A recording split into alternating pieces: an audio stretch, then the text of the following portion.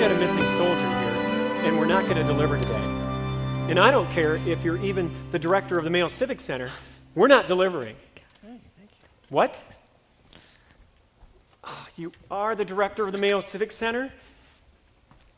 And you need 65 cups of coffee in an hour? Well, you're going to have to try Bucket Brothers or Starbucks because we're not going to deliver today. Look, we just found out that one of the owners of Wired is one of 3 U.S. Army engineers being held captive in Iran. And his wife and his mother are meeting right now with U.S. Army officials.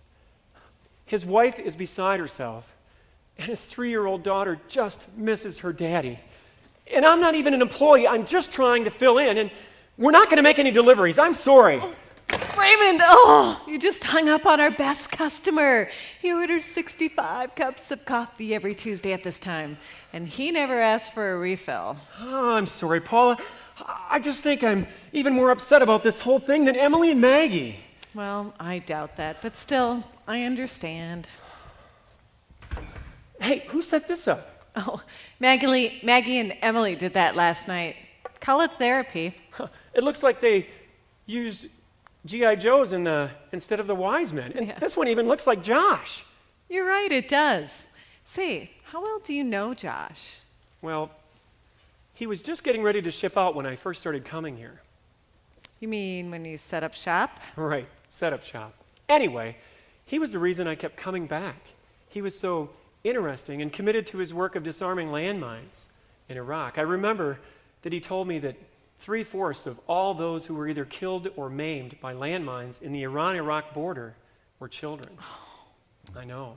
I was moved. No, inspired by his commitment. Did you know that his friend Will is the one who named this place? Really? Yeah, Will once told me that because Josh had devoted his life to snipping wires on landmines, that Will wanted a place where the word wired meant something positive. Oh, hey, did you ever meet Will? Josh's friend? Yeah. No, we never met. All I really know is that they were like peanut butter and jelly, French fries and ketchup, coffee and cream, Fred and Barney, Tigger and Pooh, Batman and Robin. You mean best friends, Raymond? The best of friends. Will once told me that Josh saved his life. Well, how so? Will's parents were killed in a car accident Really? when he was a senior in high school. Will was all alone that night, well, except for the police, and then Josh came over. No other family? No, Will was an only child, and both his parents had no siblings. Wow. Yeah. Josh just stayed with him and cried with him that night. The next day, they got out the old home movies and cried some more. Josh just grieved with Will. Will said that saved his life. Saved his life? After the funeral, Maggie asked Will to come live with them, but Will fought it at first. He didn't want to come live with them.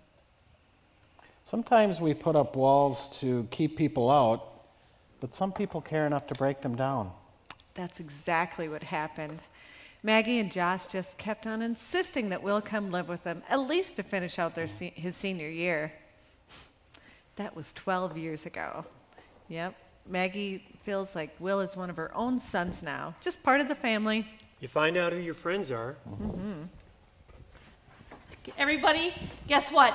Josh has been rescued. He's alive. Oh my gosh, that's wonderful. Excellent. Oh, this is such wonderful news. Yes, so it is. glad. It is. What happened? Happy.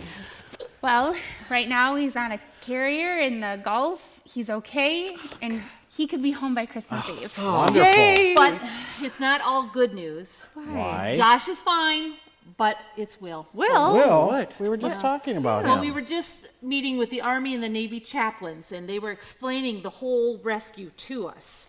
Well, the Air Force had tracked the Iranian helicopters and acted right away with the rescue.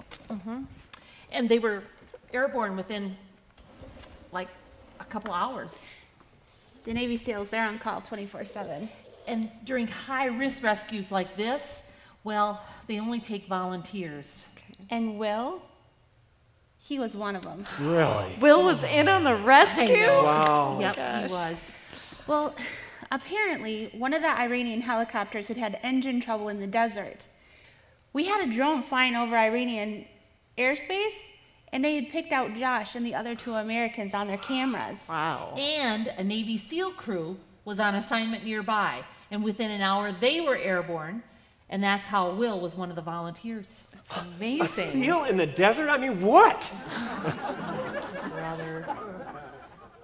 Wait a minute, Maggie. Why did chaplains give you the details? Well, Will was shot during the rescue. Oh, no. No. He is fighting for his life. Oh, no. Well, the drones had taken out the 2 other Iranian helicopters, and the Navy SEALs, they were able to land. There was an exchange of gunfire, and Will and Josh, they were evacuated on the same helicopter. Will was conscious for about an hour Yep. until they reached the carrier. And I guess Will kept thanking Josh for saving his life. And of course, Josh was thanking Will for saving his life. Those 2. I know. Josh had told the CO that he was not going to leave that carrier without his brother. Sounds Well, like once them. Will's stabilized, I'm sure they'll get him stateside. We're hoping by Christmas Eve. They are inseparable friends. They are. They've saved each other's lives. Yes. Amazing, isn't it? Kind of reminds me of something. This is the very best way to love, to put your life on the line for your friends. Yes. Gandhi quote? A bit closer than that, Ray. That guy that said, give me liberty or give me... Try the 1st century, Raymond. First century. Oh, baby Jesus. You know, I have a feeling baby Jesus would just be mighty proud of this life on the line kind of love that our guys share. Mighty proud. Mighty proud! You know, I know we are all mighty proud, and you know what? They're going to make it. In fact, we're going to make it. Who'd like a free refill? Oh, I do.